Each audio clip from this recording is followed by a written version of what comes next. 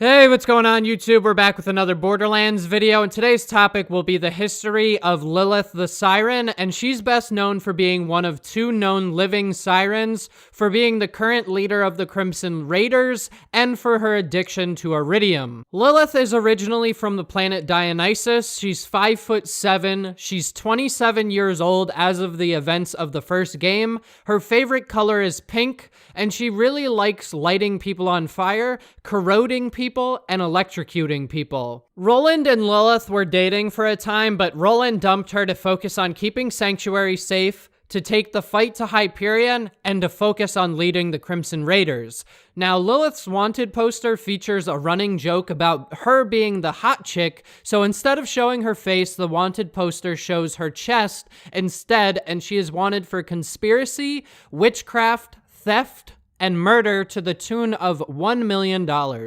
She was one of the 4 playable characters in Borderlands, and she, according to Handsome Jack, is the most powerful Siren in the universe. The original Vault Hunters, including Lilith, were able to take down the Destroyer, fight off Atlas, and defeat General Knox, but they could not take down Wilhelm.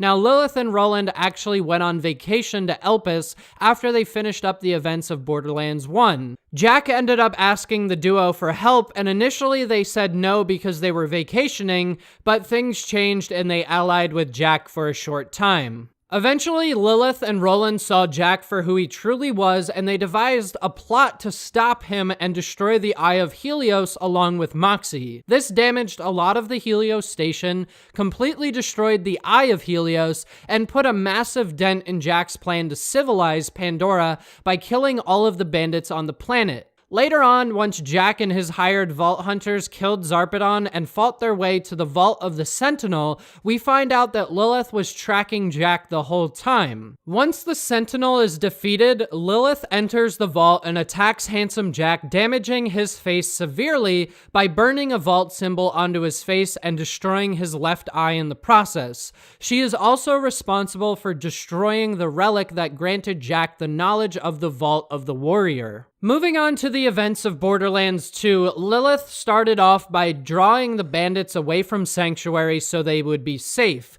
She assumed the name the Firehawk because she was also hiding away from Hyperion, as she was presumed to be dead after the New Haven attack. Now, during the mission in Memoriam, we find out that a bandit named Bull had proof that she was still alive, and he was in contact with Mr. Blake, who is another higher-up at Hyperion. Now, by killing Bull and destroying the Echoes, we were able to keep Lilith's secret safe and Hyperion clueless as to her whereabouts. She also became worshipped as a god while in hiding, as there was a cult made called the Children of the Firehawk, who were led by Incinerator Clayton. She only intervenes with the cult when they attempt to kill an innocent. Once Lilith returns to Sanctuary, we find out that her powers have been getting crazy strong, which she mentions when the Vault Hunter first meets her, but we finally get to see it in action when Lilith phases Sanctuary to another location and away from danger.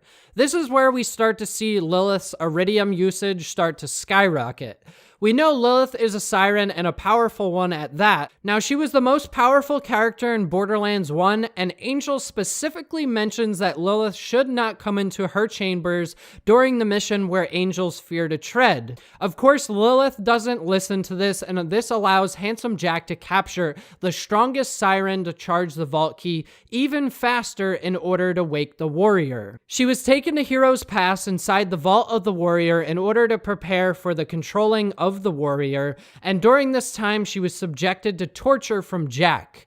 When that much iridium is passing through her body, Jack was able to stab her repeatedly, and the wounds would heal up almost instantaneously. After the Warrior is defeated and Lilith is rescued, the remaining notable members of the Crimson Raiders return to Sanctuary, where she takes up the leadership role of Roland's resistance group. From there, we find out that Lilith sent Gage and Axton to Ebtah to check out a vault and return Aurelia to Sanctuary. We find out that she is interrogating Athena after Brick and Mordecai captured her, and we see that Lilith was going to execute Athena, who is then saved by the Watcher. She is often found acting impulsively, and she is also struggling with the loss of Roland, who she still wanted to be with. losing Athena would have been a massive hit to the Vault Hunter army that will be needed to fight whatever war is coming. She later apologizes to Athena for her actions. Now, during the Tiny Tina DLC, we find out that Lilith enjoys playing bunkers and badasses, which is a reference to Dungeons and Dragons. She was made fun of quite a bit in her youth because of her geeky interests and her blue tattoos. We discover this when she is less than nice to Mr. Torg about his interests in bunkers and badasses because she assumed, due to his physique, that he couldn't be into nerdy things. She was wrong. Her Siren ability is called Phase Walk, which allows her to essentially disappear briefly from her enemies, and upon re-entering the dimension where her and her enemies reside, she can do a significant amount of damage through an AoE attack. She can also heal herself and give her shield time to recharge while in Phase Walk, which gives her ability massive utility. And lastly, a cool closing fact about what Lilith's real name was going to be. According to unused content from Borderlands 1, her full name was to be Dr. Lilith Cashlin, and she was a mercenary scientist. She was also originally Commandant Steele's character model before going through the changes and becoming what we know her as today. Alright guys, so that was the history of Lilith. If you guys enjoyed the video, go ahead and leave a like. If you got something to add or some future video ideas, go ahead and drop a comment, and I'll see you guys in the next one. Later.